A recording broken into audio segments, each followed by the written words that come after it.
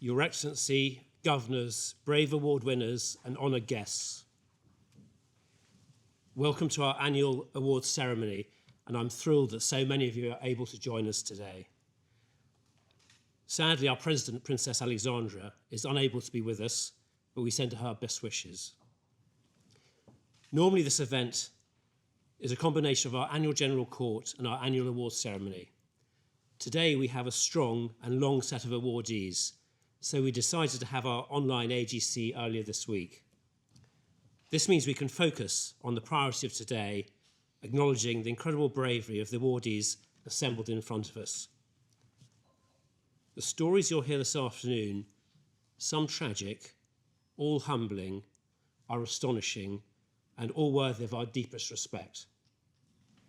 And I'm delighted that Sir William Russell, Lord Mayor Locum Tenens, has graciously agreed to present their awards this afternoon.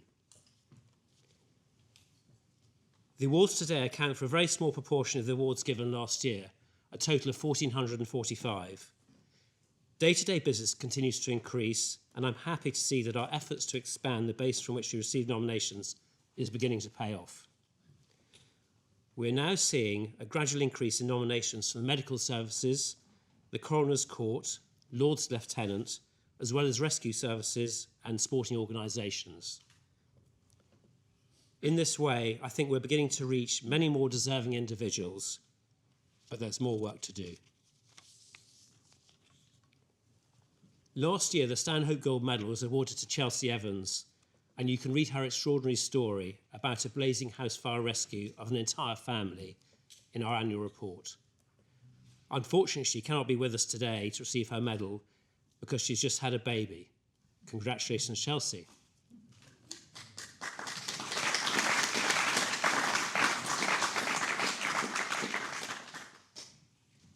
As you may know, we rely entirely on donations, governors' subscriptions and legacies. Without them, society would be unable to carry on its work. I've asked the committee to focus on a targeted approach to fundraising, driven by a PR plan, so we can increase our income. To this end, we've launched a new website and created new subcommittees to increase awareness and drive our fundraising efforts. We're also creating a members category for anyone to join, follow and support us. The intention is to drive greater engagement through an active alumni of family and friends to create a community, which will of course be open to all awardees, past and present. I'd like to thank the Master and the Wardens of the Worshipful Society of Apothecaries, who kindly give us access to their hall for our committee meetings throughout the year. And also to thank the Prime Warden, Caroline Davis, the Wardens and the staff of the Worshipful Company of Haberdashers for the use of this magnificent hall today. And I hope those receiving medals will feel that you're in a very special place. We're helped by many people who give us their professional expertise, financial support, or by assistance in kind. I'm most grateful to them for the enormous amount of work that they do for us. I also want to thank the Commissioner, Peter O'Doherty, of the City of London Police, and all of his colleagues nationally for their consistent high level of engagement. And to our outstanding and diligent permanent staff, Secretary Andrew Chapman, Assistant Secretary John Wilson, and Awards Administrator Debbie Willen-Kemp, who very much keep the show on the road. Thank you for all you've done this year. And of course, to my fellow trustees who are so generous with their free time and devotion to the Royal Humane Society, I'm very grateful to you all. This year, we say farewell to Sir Nigel Southard, our lead medical advisor, who is retiring after serving on the committee for 20 years. No current trustee has served that long, and I'm enormously grateful to him for guiding us through many medical conundrums during our awards committee meetings. We wish him well as he retires to focus on sailing. We're also saying goodbye to Arena Osborne, who has been on the committee since 2015, as she moves to family life in Scotland. The door revolves, and joining us is Brigadier Andrew Jackson. Andrew brings a huge amount of experience, particularly in recognising and evaluating bravery, having been involved in many of the theatres of war in recent years. He's currently Tower Director at the Tower of London. Andrew, welcome. Before I finish, I also want to thank Sarah Waldock, who is with us today, for very generously sponsoring lunch and drinks afterwards. She has kindly made this donation in memory of her late husband, Tom Waldock, an energetic and charming trustee who served on the committee from 1995 to 2016, and who I had the great pleasure of working alongside. Thank you, Sarah. Today is my most favourite and inspiring day of the year, meeting and talking with the brave people we have in our presence. With so much that is depressing in the daily news, it is heartwarming to hear these stories and to be reminded of the essential goodness of the human spirit, even in today's world. I congratulate you all, and I hope you'll remember this day for the rest of your lives. I would now like to introduce our guest speaker, Lieutenant Colonel David Wood, MBE MC, an exceptionally experienced infantry officer who commanded the light infantry and served in the special forces during the Gulf War and the Balkans conflict. He is exceedingly well qualified to talk about bravery and courage. David, you are most welcome, and we look forward to hearing your talk.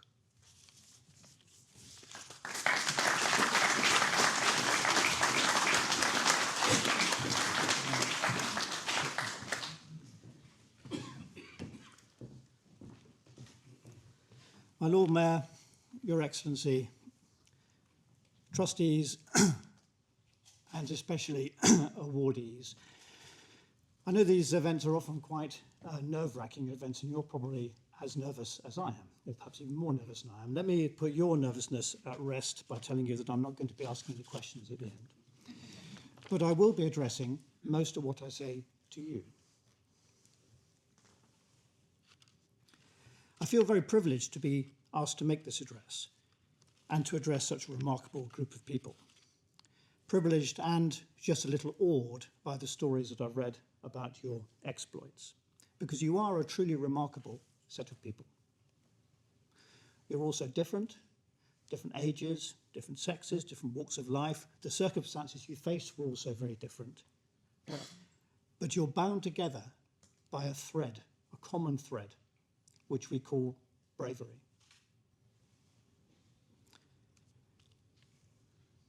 But what is bravery? That is a question, but I'm not expecting you to answer it. What is bravery? Why do we celebrate it?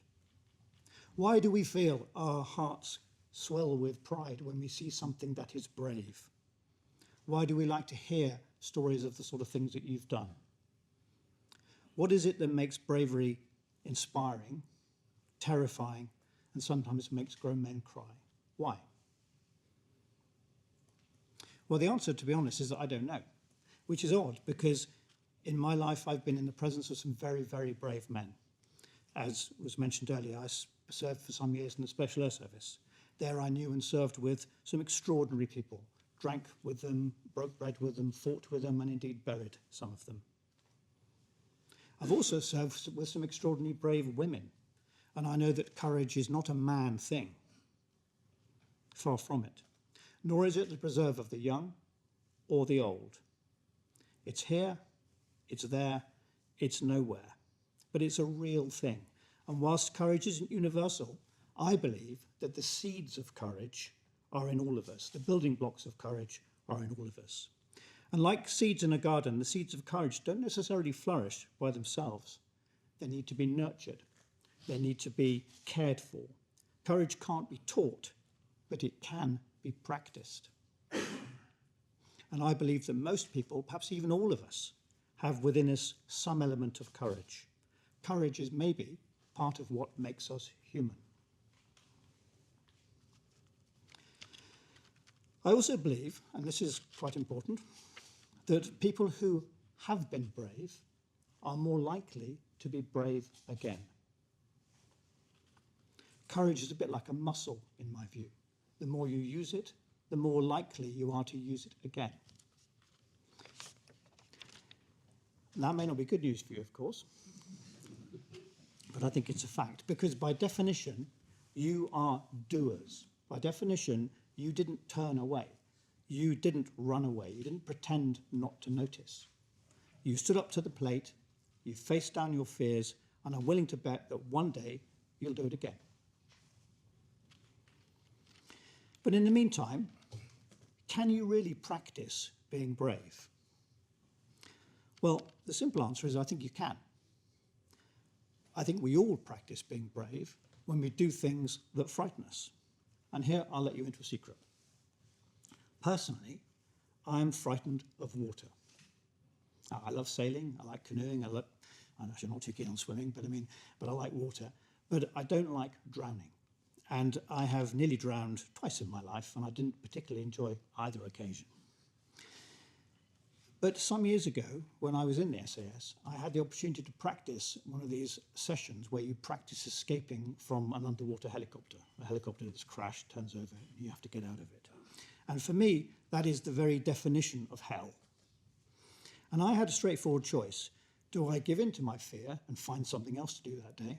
Or do I face it down, do the training, and hopefully come out of it alive and come out of it a better person? Well, I did it, and it still frightens me. It frightened me then, it frightens me now. But maybe now it frightens me a little bit less. Or maybe the muscle that is my courage got slightly stronger that day that I got to use it. My bravery, however, is nothing compared to the bravery of some of the men who sat beside me. This was going back into the late 1980s, and some of the men who sat beside me had been on a real helicopter accident about 6 years before where 21 of their colleagues had drowned. Now, their courage to go through that training with me that day is, frankly, awe-inspiring. But let me return to the question, why do we celebrate the sort of courage that we're here to remember? Well, I think it's very simplest. We all admire courage because we'd all like to be brave. We'd all like to be that person who steps forward, who drags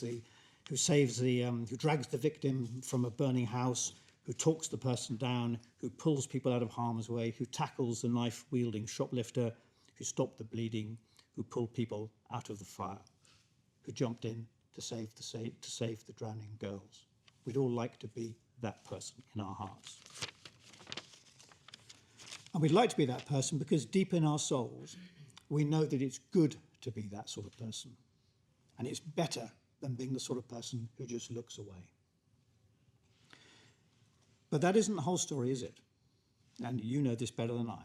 Because we see brave people who do brave things all the time. Take, for example, walking on a tightrope. I mean, that's pretty brave. It's pretty impressive. But is it the same thing we're talking about today? No, it's not. Because the courage we're celebrating today is made special because it's combined with something else. Something that sets it aside, that raises it to a whole different plane. When I see a guy walking on a tightrope, I'm impressed. But it doesn't make me teary with pride. It doesn't make me rejoice in the human spirit. It doesn't inspire me. But what you did does. And when I read your citations, they inspire me too. Because the something else is enshrined in the very title of this organisation. It's the Royal Humane Society. And your courage, which we celebrate today, is special because it stemmed from humanity. Whether you thought so at the time or not, it was done for somebody else. Not for you, not for kicks, not because it seemed a good idea at the time. You did it for somebody else. Many of you risked your lives for someone you'd never even met and will probably never meet again. And it's that quality of self-sacrifice and humanity which makes your courage so special.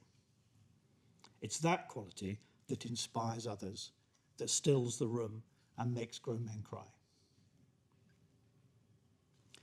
Greater love hath no man than this, that he lay down his life for a friend. And whether you subscribe to the wisdom of Christianity or Judaism or Islam or something else or nothing at all, you must recognize the value in that message. There is nothing more impressive, nothing better than risking your life to save someone else's. That's what all of you did, and I join with everyone in this room and salute you.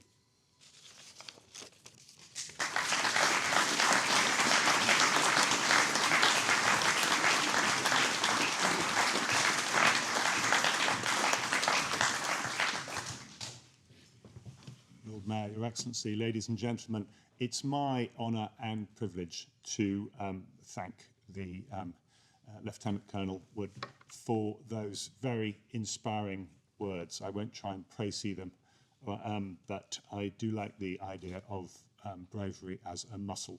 That's a fantastic metaphor. I hope that you awardees, it's helped crystallise some of your emotions and thoughts around the situations you've all been in. But it's my job to pass a vote of thanks and ask everyone to another round of applause for the Lieutenant.